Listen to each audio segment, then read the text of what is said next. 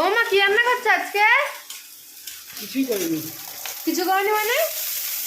দেখ এটা কি করবো বলতো? কি? এই রেসিপিটা রান্না করবো।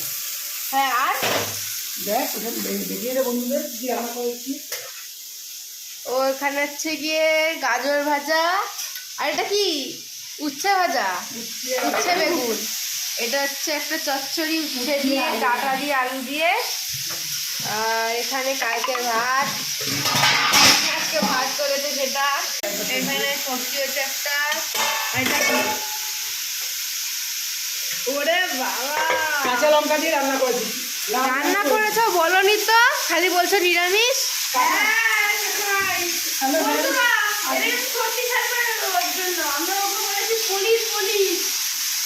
কাঁচা লঙ্কা দিয়ে রান্না করছি, কাঁচা লঙ্কা ঝোল করেছি মাংস দিয়ে।